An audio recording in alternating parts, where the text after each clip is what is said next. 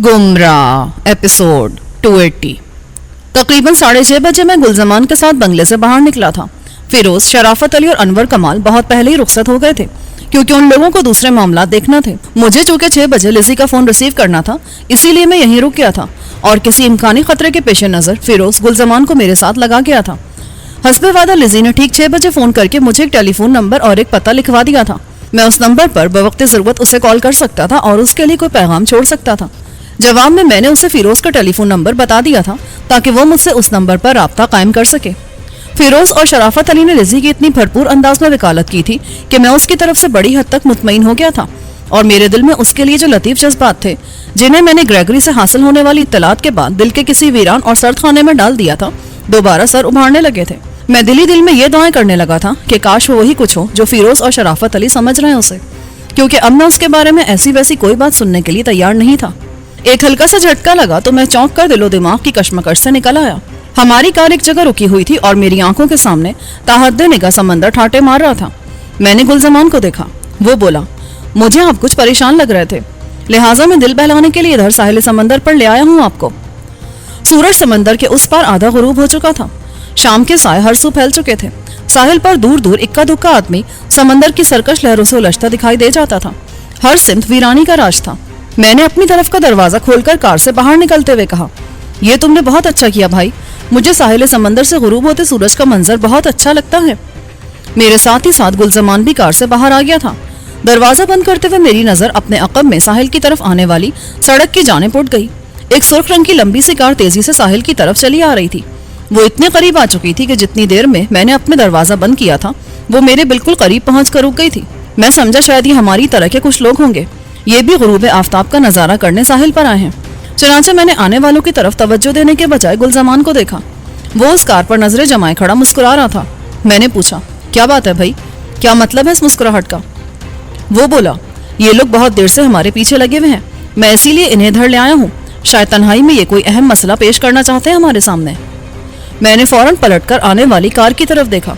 उसके चारों दरवाजे खुले हुए थे और 4 खूंखार किस्म के बंदे चारों दरवाजों पर हाथ रखे बाहर खड़े हमें हिकारत भरी नजरों से देख रहे थे। मैं हैरानी से उन्हें देखने लगा। ऐन उसी वक्त अकबी दरवाजे पर खड़े हुए शख्स को अलग हटाकर जो शख्स कार से बाहर निकला उसे देखकर मेरी हैरत दो चंद हो गई। मुझे यकीन नहीं आ रहा था कि वो इतनी जल्दी सेहतियाब होकर दोबारा मेरे मुकाबिल आन खड़ा हुआ है, लेकिन यकीन ना करने की कोई खास वजह भी नहीं थी। वो ज़हीर अहमद ही था, मेरा पुराना दुश्मन जिसे मैंने मंगूपीर की पहाड़ियों में तकरीबन खत्म ही कर दिया था, लेकिन बहुत ही सख्त जान साबित हुआ था वो। उसके बारे में जो कुछ मालूम हुआ था मुझे, उसके बाद मैंने समझ लिया था कि उसे फिलहाल तो बिस्तर से उठने में कई महीने लग जाएंगे। उसके बाद भी उसकी जो हालत हुई है, मेरे हाथों उसके पेश नज़र अब कभी वो मेरी राह रोकने की जरूरत नहीं कर सकेगा। मगर वो तो मेरे सारे अंदाजों को शिकस्त देकर आज फिर मेरे सामने आन खड़ा हुआ था। लेकिन गाड़ी से उतरकर जैसे ही उसकी निगाह मुझ पर पड़ी, वो चौंक कर बोला, अरे ये तुम लोग किसके पीछे लग गए हो, ये वो तो नहीं है। उसकी बात सुनकर वो चारों एक दूसरे की शक्ल देखने लगे। फिर ड्राइविंग सीट वाला बोला, मगर वहां से तो यही निकले थे। ज़हीर अहमद मेकअप की वजह से मुझे पहचान नहीं सका था। वो लोग जिलानी समझकर ही हमारा पीछा करते हुए यहाँ तक आए थे, मगर यहाँ आकर जब ज़हीर अहमद ने मेरी शक्ल देखी तो वो गड़बड़ा कर रह गया। ड्राइवर का जवाब सुनकर वो करख लहजे में मुझसे मुखातिब हुआ, कौन हो तुम, उस बंगले से तुम्हारा क्या ताल्लुक है? ये बात गुलजमान भी समझ चुका था कि वो लोग मेरा ही पीछा करते हुए आए हैं और मेकअप की वजह से मुझे पहचान नहीं रहे हैं। चुनाचे उसने मुझे बोलने का मौका नहीं दिया। इससे पहले कि मैं ज़हीर अहमद को अपनी आवाज़ सुनाता, वो बोल उठा, किसकी बात कर रहे हो भाई, किस बंगले से हमारी रिश्तेदारी मालूम करना चाहते हो? ज़रा वजाहत से तो बात करो। जिस बंगले से निकलकर तुम लोग आए हो यहाँ तक, उसके बारे में पूछ रहा हूँ मैं। ज़हीर ने हनूस करख लहजे में कहा, क्यों, ये तुम क्यों पूछ रहे हो हमसे? क्या वो बंगला तुम्हारी मिल्कियत है और कोई गलत इत्तला मिली है तुम्हें हमारे बारे में? ज़हीर अहमद के जो गुर्गे उसके इर्द गिर्द खड़े थे, उनमें से एक को गुलजमान का ये अंदाज कुछ पसंद नहीं आया। वो हुर्रा कर बोला, ए तुम बात कैसे करता है, जानता नहीं हम लोगों का बॉस है ये, ठीक ठीक बात करो, अकड़ी नहीं दिखाओ, नहीं तो लंबा कर देगा हम तुमको। हाँ। ज़हीर अहमद ने हाथ उठाकर उसे खामोश रहने का इशारा किया और बोला, जो कुछ मैं पूछ रहा हूँ इसका बिल्कुल सीधा और सच्चा जवाब दो लड़के, वरना ये लोग अगर बिगड़ गए तो इन्हें संभालना मुश्किल हो जाएगा। क्यों खामखा अपनी हड्डियां तोड़वाना चाहते हो? ओह जनाब, मैं माफी चाहता हूँ, मुझे मालूम नहीं था कि ऐसे खतरनाक लोग हैं आप। अब पूछें, क्या पूछा था आपने? गुलजमान ने उसकी धमकी से सहमने की अदाकारी करते हुए खौफजदा से लहजे में पूछा। मैंने पूछा है, तुम लोग जिस बंगले से निकल कर आए हो उसमें तुम क्यों गए थे? यकीन करें जनाब, हम लोग बहुत शरीफ लोग हैं, किसी बुरी नियत से नहीं गए थे हम वहाँ, हम उसे किराए पर लेना चाहते थे। उसी की बात करने गए थे वहाँ, लेकिन आपको अगर ये बात पसंद नहीं तो हम आइंदा नहीं जाएंगे वहाँ, ये मेरा वादा है आपसे। किससे मिले थे तुम वहाँ? वो बंगला गैर आबाद है, उसका मालिक तो कहीं और रहता है, बंगले में सिर्फ मेहमान ठहरते हैं उसके। हाँ जी, आप ठीक कहते हैं, वो चौकीदार भी यही कह रहा था, इसीलिए हम वापस आ गए। जहीर अहमद की कार का ड्राइवर बोला, झूठ बोलता है बॉस, ये कोई 2 घंटे से ज्यादा रहा था ये अंदर जिसके साथ गया था। वो आदमी 2 और आदमियों के साथ बहुत पहले वापस जा चुका था, ये अब निकला इस आदमी को लेकर। जहीर अहमद ने खूंखार नजरों से उसे घूरते हुए कहा, मेरा ख्याल है तुम यूं नहीं मानोगे, इससे पहले तुम्हारा वास्ता नहीं पड़ा है ना मुझसे, इसीलिए मेरे सामने तुम्हारी जुबान कैंची की तरह चल रही है। मैंने जहीर की बात काट कर कहा, ये तुम ठीक कह रहे हो जहीर अहमद, इसका पहले वास्ता कभी नहीं पड़ा तुमसे, लेकिन मुझे हैरत यह है कि तुम्हारा मुझसे वास्ता पड़ चुका है, फिर भी तुम मेरे सामने आकर खड़े हो गए हो। क्या तुम्हें अपनी जिंदगी अजीज नहीं है? मेरी आवाज सुनकर जहीर अहमद यूं उछला जैसे अचानक बिच्छू ने डंक मार दिया उसे। वो आंखें फाड़कर मुझे घूरते हुए बोला, ओह, तुमने तो हुलिया बदल रखा है अपना, मैं भी यही सोच रहा था कि मेरे आदमी गलती किस तरह कर गए। हाँ यार, ये बड़ी मजबूरी है मेरी, जहां तुम जैसे सूरमा मौजूद हो वहां अपने असली चेहरे के साथ घर से निकलना आसान काम नहीं होता। अब यही देख लो, मेकअप के बावजूद तुम लोग मुझे पहचान कर मेरे पीछे चले आए। मैंने मजाक उड़ाने वाले अंदाज में कहा, मौत आदमी को हर रूप में पहचान लेती है जनाब गुलाम जिलानी साहब, फरिश्ता अजल से कोई नहीं छुप सकता। फिर वो अपने आदमियों को मुखातिब करके चिल्लाया, ज़िबा कर दो इस साले को नीचे गिराकर, बड़ा सूरमा बना फिरता है। उसका हुक्म सुनते ही वो चारों गजबनाक निगाहों से मुझे घूरते हुए आहिस्ता आहिस्ता मेरी तरफ बढ़ने लगे। उन्हें शायद अपने कुव्वते बाजू पर बहुत भरोसा था और गालिबन ताकत का घमंड भी था, जब भी उन्होंने हथियार लेने की जरूरत नहीं समझी थी। यह मुमकिन है जहीर अहमद ने गुज़िश्ता मुकाबलों के तजुर्बे की रोशनी में उन्हें हाथ पैरों से ही लड़ने की हिदायत की हो। उन चारों को मेरी तरफ बढ़ते देखकर गुलजमान बोला, ये कोई अच्छी बात तो नहीं है दोस्तों, तुम 4 आदमी एक आदमी की तरफ बढ़ रहे हो, 2 मेरी तरफ भी तो आओ। जहीर बोला, फिक्र मत करो बच्चे, तुम्हारी ख्वाहिश भी पूरी की जाएगी, पहले इससे निमट ले जरा। नहीं भाई, ये तो बेईमानी है, मैं ऐसा नहीं होने दूंगा। ये कहते ही वो जस्त लगाकर जहीर अहमद के पास जा पहुंचा। जहीर ने तेजी से पलटकर कार में घुसना चाहा, लेकिन गुलजमान ने उसे पीछे से पकड़कर एक झटके से बाहर खींचा और चक्कर देकर यूं उसके साथियों की तरफ फेंक दिया जैसे वो इंसान नहीं, कोई वजनी और बड़ा सा पत्थर हो। उनमें से किसी को भी गुलजमान से ऐसी किसी कार्रवाई की तवक्को नहीं थी, लिहाजा वो उसकी तरफ से मुतमईन थे। जहीर किसी शहतीर की तरह अपने आदमी पर आकर गिरा था, चुनाचे वो दोनों एक दूसरे से उलझकर नीचे गिर पड़े। इस दौरान गुलजमान हवा में उड़ता हुआ आया और एक और शख्स की पुश्त पर फ्लाइंग किक लगाकर उसे औंधे मुंह गिरा दिया। इससे पहले कि बकिया 2 सूरत हाल को समझकर होशियार होते, एक शख्स की टांगों पर गुलजमान की टांग पड़ी और वो उछलकर नीचे जा पड़ा।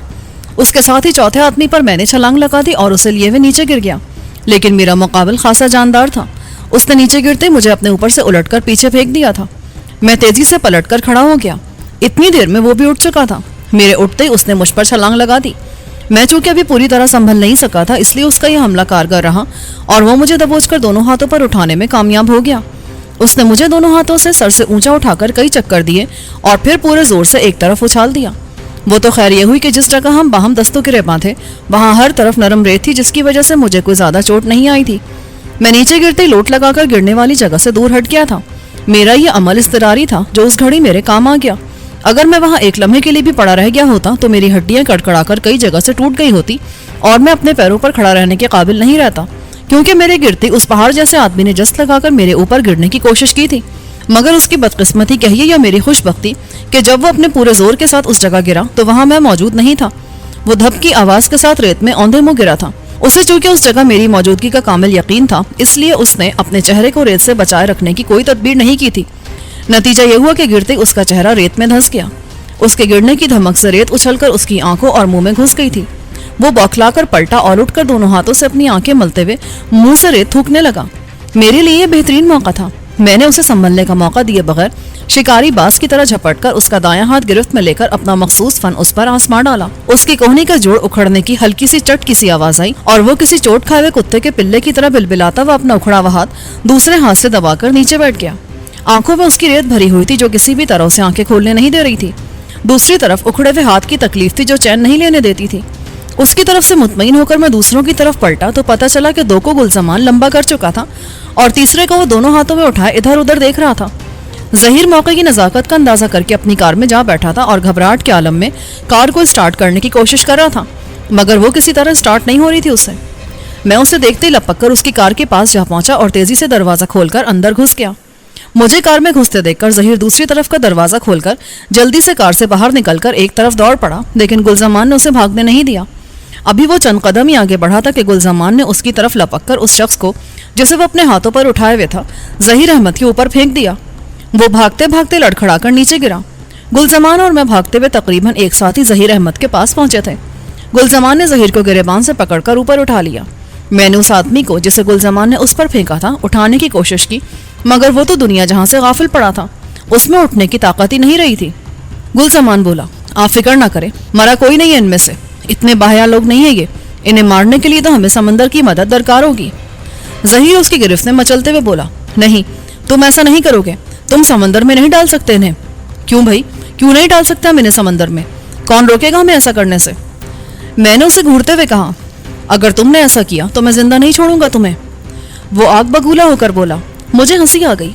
گلزمان نے اسے اٹھا کر ایک طرف پھینکتے ہوئے کہا، پہلے اپنی زندگی تو بچا لے کھوتے، جیلانی صاحب کو مارنے کے بارے میں بعد میں سوچتے رہنا، اس وقت جب تو میرے ہاتھوں سے بچ کر صحیح سلامت چلا جائے گا یہاں سے۔ وہ ریت پر چت گرا تھا اور گرتے ہی اس نے اپنی پتلون میں سے چاقو نکال لیا تھا۔ میں نے اس کی طرف بڑھنا چاہا، مگر اس کے ہاتھ میں 6 انچ کے چمکدار پھل والا کھلا چاقو دیکھ کر ٹھٹک کے رک گیا۔ گلزمان بھی خاموش کھڑا تھا۔ چاقو نکالنے کے بعد وہ چھل کر اٹھا اور تنزیہ نظروں سے ہمیں دیکھتے ہوئے چاقو لہرا کر بولا، اگر تم دونوں میں سے کوئی بھی میرے قریب آیا تو سمجھ لو کہ اس کی آنتیں میں باہر نکال دوں گا۔ وہ چاقو لہراتے ہوئے ہم پہ نظریں جمائے اپنی گاڑی کی طرف بڑھنے لگا۔ میں اور گلزمان بھی اس کے چاقو کو بغور دیکھتے ہوئے اس کی طرف بڑھتے رہے۔ میرا خیال تھا جب وہ دروازہ کھول کر کار میں بیٹھے گا اس وقت میں اس پر جا پڑوں گا اور اس کے ہاتھ سے چاقو چھیننے کی کوشش کروں گا، لیکن ظہیر احمد کے اس ساتھی نے جسے میں ناکارہ کر کے ڈال آیا تھا ہماری مشکل آسان کر دی۔ وہ اس دوران اپنی آنکھیں صاف کرنے اور ہاتھ کی تکلیف کو برداشت کرنے میں کامیاب ہو چکا تھا۔ اس نے ظہیر کو میدان چھوڑ کر بھاگنے پر آمادہ دیکھ کر آواز دی، میں بھی آتا ہوں استاد، مجھے چھوڑ کر نہ جانا۔ اس کی آواز نے لمحے بھر کے لیے ظہیر کو اپنی طرف متوجہ کیا تھا اور یہی لمحہ اس سے بے وفائی کر گیا۔ گلزمان نے اپنی جگہ سے جست کی اور اڑتا ہوا ظہیر احمد پر جا پڑا۔ اس نے زمین پر پیر لٹکاتے ہوئے ظہیر احمد کے چاقو والے ہاتھ پر زبردست ٹھوکر لگائی تھی۔ چاقو ظہیر کے ہاتھ سے نکل کر اڑتا ہوا دور جا گرا اور اس سے پہلے کہ وہ اس اچانک پڑنے والی افتاد کو سمجھ سکتا، گلزمان نے کراٹے کا مضبوط ہاتھ اس کی گردن پر رسید کر دیا۔ چٹ کی ایک آواز ابھری اور ظہیر احمد کسی کٹے ہوئے بے جان شہتیر کی طرح ریت پر گر گیا۔ اس کی گردن کی ہڈی ٹوٹ گئی تھی شاید۔ اس کا دھڑ وقفے وقفے سے یوں چل رہا تھا جیسے ذبح کیا ہوا مرغ دم توڑ رہا ہو۔ میں نے گلزمان کی طرف دیکھتے ہوئے پوچھا، یہ تو شاید مر رہا ہے گلزمان، اس کی گردن تو نہیں توڑ دی تم نے؟ ہاں، شاید کچھ زیادہ ہی سخت ہاتھ پڑ گیا غصے میں۔ وہ جواب دے کر اس کی طرف بڑھا۔ اچانک مجھے یوں لگا جیسے میری کمر پر کوئی بھاری ہتھوڑا چلا دیا ہو کسی نے۔ میں اچھل کر اوندھے منہ نیچے گر پڑا۔ چند لمحے کے لیے تو میری دنیا ہی اندھیر ہو گئی تھی، نہ کچھ سجھائی دیتا تھا، نہ ہی یہ سمجھ آ سکا تھا کہ میرے ساتھ کیا حادثہ پیش آیا ہے۔ آہستہ آہستہ آنکھوں کے سامنے سے اندھیرا چھٹا اور میں دیکھنے اور سمجھنے کے قابل ہوا تو پتہ چلا کہ وہ تینوں جنہیں گلزمان بے ہوش کر کے ڈال چکا تھا ایک بار پھر اس کے ساتھ زور آزمائی میں مصروف ہیں۔ وہ تینوں 3 طرف سے اس پر حملے کر رہے تھے، مگر کوئی ایک بھی اسے ہاتھ نہیں لگا پا رہا تھا۔ میں نے گلزمان کی مدد کے لیے اٹھنے کی کوشش کی تو میری کمر میں بری طرح ٹیسیں اٹھنے لگی۔ ایسا لگ رہا تھا جیسے میری کمر کی ہڈی چٹک گئی ہو۔ پتہ نہیں کیا چیز ماری تھی ان میں سے کسی نے، حالانکہ ان تینوں میں سے کسی کے بھی ہاتھ میں مجھے کچھ دکھائی نہیں دے رہا تھا۔ گلزمان جس طرح اپنے چاروں ہاتھ پیروں سے ان کی مرمت کر رہا تھا، اس نے ان تینوں کو بوکھلا کر رکھ دیا تھا۔ اب وہ خود کو اس کے ہاتھ پیروں کی زد سے بچا کر اسے زیر کرنے کی کوشش کر رہے تھے، لیکن ان کی ایک نہیں چل رہی تھی اس کے سامنے۔ اپنی تمام تر کوششوں کے باوجود وہ اس کے ہاتھوں بری طرح پٹ رہے تھے۔ کسی کار کے انجن کے سٹارٹ ہونے کی آواز سن کر ہمارے ساتھی ان تینوں نے بھی گردنیں گھما کر ادھر دیکھا جدھر سے آواز آئی تھی۔ پتہ چلا ان کا وہ ساتھی جس کا دایاں ہاتھ میں نے اکھاڑ دیا تھا اپنی کار میں پہنچ کر اسے سٹارٹ کر چکا ہے۔ وہ تینوں گلزمان کو بھول کر ایک دم کار کی طرف دوڑے اور پھر دیکھتے دیکھتے کار میں گھس گئے۔ اس اثنا میں کار حرکت میں آ چکی تھی۔ وہ تیزی سے مڑی اور پلک جھپکتے میں گھوم کر پختہ سڑک پر فراٹے بھرنے لگی۔ وہ اس تیزی سے بھاگے تھے کہ انہوں نے بے جان پڑے ہوئے ظہیر احمد کو ساتھ لے جانے کی ذرا بھی کوشش نہیں کی تھی۔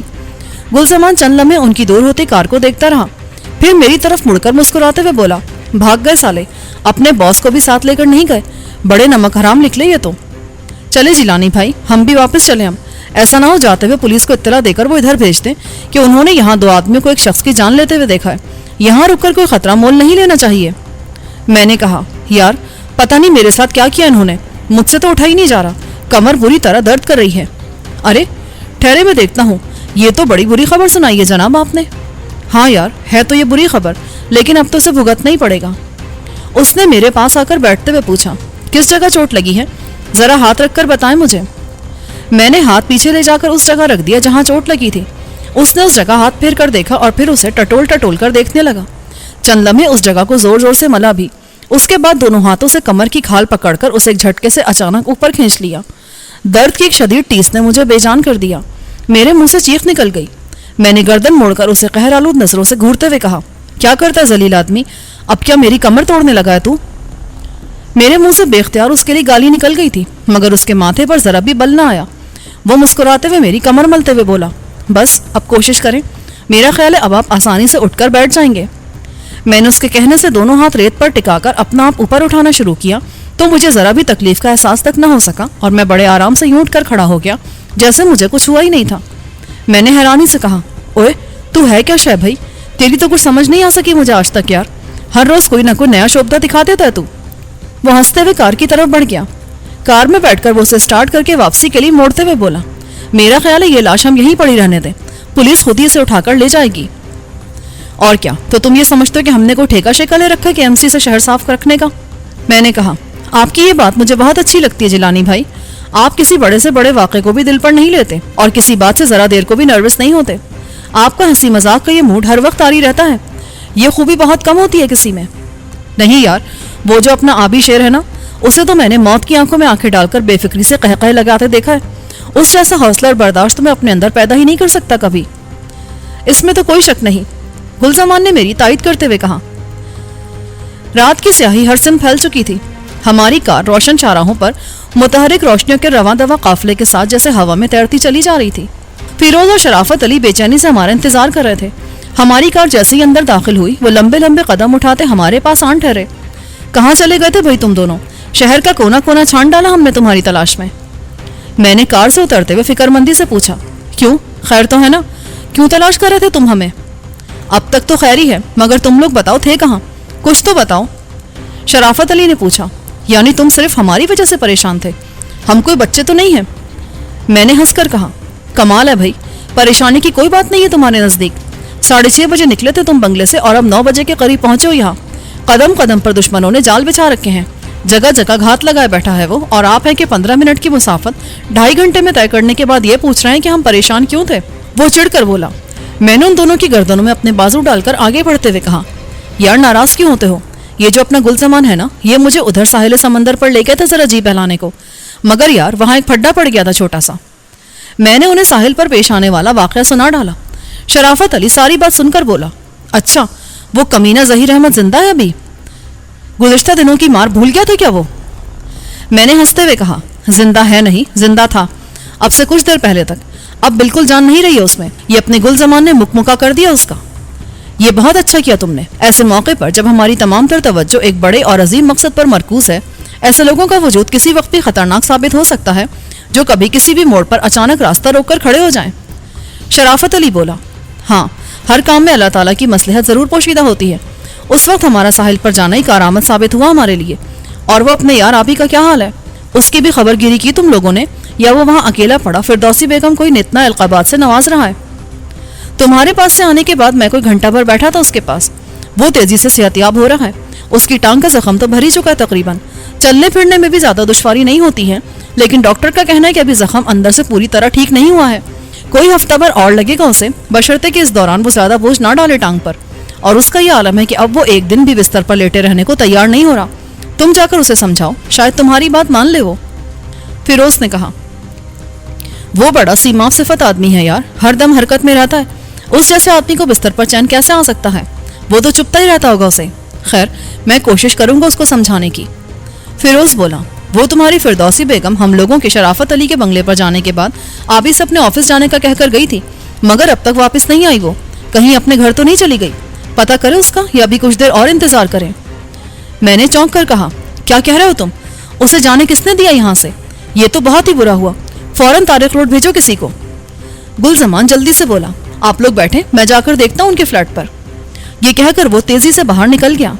फिरोज बोला, वो आबी की मर्जी से ही गई है भाई, वो चूंकि अब छोटे मोटे काम खुद ही कर लेता है इसलिए जाने की इजाजत दे दी उसे। ये तो बहुत बुरा किया यार उसने, उसे पता नहीं कि बाहर उसके लिए हालात ठीक नहीं है। मैंने फिक्रमंदी से कहा। उसी वक्त टेलीफोन की घंटी बज उठी। फिरोज ने बढ़कर फोन रिसीव किया, फिर मुझसे बोला, तुम्हारा फोन है जिलानी? मैं अपनी जगह से उठते हुए बोला, ओह, लिजी का फोन होगा, यहाँ का नंबर उसी को दिया था मैंने आज शाम को। हाँ, वही है शायद। फिरोज ने मुझे रिसीवर थमाते हुए कहा। मैंने रिसीवर जल्दी से लेकर कान से लगाया। हाँ भाई बोलो, क्या बात है, इतनी जल्दी फोन कैसे कर लिया तुमने मुझे? ओ जनाब आली, एक गड़बड़ हो गई है, बहुत बुरी खबर है आपके लिए। लिज़ी मेरी आवाज सुनकर जल्दी से बोली। क्या बात है, क्या गड़बड़ हो गई, जल्दी बताओ, क्या तुम नजरों में आ गई हो आइज़क की? नहीं जनाब आली, ऐसी कोई बात नहीं, वो आपकी दोस्त फिरदौसी बेगम है ना, उसे उठा लिया इन लोगों ने। क्या क्या कह रही हो तुम? फिरदौसी को उठा लिया है? मगर क्यों, उससे क्या दुश्मनी है उन्हें? आइज़क क्या ख्याल है आप उसे ढूंढते हुए उसके पास जरूर आएंगे और वो आपको अपने शिकंजे में फंसाने में कामयाब जरूर हो जाएगा। उसने इस बार आपको हिरासा करके अपनी तरफ बुलाने का बड़ा खौफनाक मंसूबा बनाया है। अगर फिरदौसी बेगम के जरिए वो आपको फांसने में नाकाम रहा तो इसके बाद आपकी माँ जी को उठवाने का प्रोग्राम है उसका। क्या कहा, माँ जी को? मैं लिज़ी की बात काटकर चीख पड़ा। नहीं, ये कभी नहीं हो सकेगा। अगर उसने माँ जी के साथ कोई ज्यादती की तो मैं बड़ी इबरतनाक मौत दूंगा उसे। तुम बता दो उस यहूदी कुत्ते को माँ जी के बारे में वो कुछ सोचे भी ना। ओ जनाब आली, सब्र से काम ले, यूं जज्बाती ना हो आप। वो तो चाहता यही है कि पैदर पे ऐसे वाकयात हों जो आपको जज्बात से मगलूब करके उसके सामने ले आए। इस तरह तो आप उसका मंसूबा कामयाब कर देंगे। वो जानता नहीं है मुझे, मैं जज्बात से मगलूब होकर ना अंधा होता हूँ ना दीवाना। ऐसे आलम में आदमी की बोटियां नोच लिया करता हूँ मैं। मेरा ख्याल है उसके दिन पूरे हो गए हैं अब, जब भी उसके दिमाग में खुदकुशी करने का ख्याल आने लगा है। देखें, मैं आपको इसीलिए ये बात नहीं बताना चाहती थी। मेरा अंदाजा यही था कि आप कोई नुकसान कर बैठेंगे अपना, लेकिन मेरी ये भी मजबूरी थी कि आप अंधेरे में रहकर मार ना खा जाए कहीं और मेरी तरफ से बदगुमान ना हो जाए। अपने आप को ठंडा रखे जनाब आली, अल्लाह ने चाहा तो इसकी नौबत नहीं आ सकेगी, हम इससे पहले ही उसका किस्सा पाक कर देंगे। लेकिन एक बात का ख्याल रखो लिज़ी, माँ जी के बारे में इब्लीसज़ादे के जहन में जो भी ख्याल आए तुम उससे मुझे आगाह करती रहोगी। अगर उन्हें मेरी बेखबरी में जरा भी तकलीफ पहुंची तो इसकी जिम्मेदार तुम होगी। वैसे मैं उनका कोई बंदोबस्त कर देता हूँ आज ही। आपसे कहा ना मैंने, आप फिक्रमंद ना हो, इंशाल्लाह इसकी नौबत नहीं आ सकेगी। ठीक है, अब तो मुझे फिरदौसी बेगम के बारे में बताओ, उसे कहाँ रखा इन्होंने? वो बोली, इस सिलसिले में बड़ी अजीब हरकत की इन लोगों ने। पहले तो वो आपके बंगले पर फोन करके इसकी इत्तला देना चाहते थे और खुद ही उस मकाम की निशानदेही करना चाहते थे जहां उसे रखा जाता, मगर उन्होंने अपना प्रोग्राम तब्दील कर दिया। अब उनका प्रोग्राम ये कि उसे एक बंद गाड़ी में डालकर वो इन सड़कों पर फिरते रहेंगे जिधर से आप गुजरते देखे गए हैं अक्सर। जब भी आप उधर से गुजरने लगेंगे किसी न किसी तरह आपको गाड़ी के अंदर फिरदौसी बेगम को दिखा दिया जाएगा, फिर वो गाड़ी उस तरफ रवाना कर दी जाएगी जिधर वो आपको लाना चाहते हैं। ये तो जाहिर है आप फिरदौसी को देखने के बाद उस गाड़ी का पीछा जरूर करेंगे। क्या तुम मुझे उस गाड़ी के बारे में कुछ बता सकती हो, उसका मेक नंबर वगैरह? मैंने वो गाड़ी देखी तो नहीं है, मगर इतना पता है कि वो एक सुजुकी मिनी ट्रक है जिसका पिछला हिस्सा कुछ ऐसा बना है जैसे उमूमन मुख्तलिफ कंपनियों की गाड़ियां अपनी मसनूआत दुकानों पर ले जाने के लिए बनवा लेती हैं। पीछे एक दरवाजा जिसके बालाई हिस्से में जालियां लगी हैं, उस पर किसी कंपनी का नाम भी लिखा है ताकि देखने वाले यही समझे कि वो गाड़ी कंपनी की मसनूआत सप्लाई करती फिर रही है दुकानों। नंबर और रंग उसका मुझे मालूम नहीं, कल सुबह वो गाड़ी निकलेगी सड़कों पर। ठीक है, इतना ही काफी है, अब मैं देख लूंगा उसे। बस अब तुम माँ जी के बारे में उनके प्रोग्राम पर नजर रखो।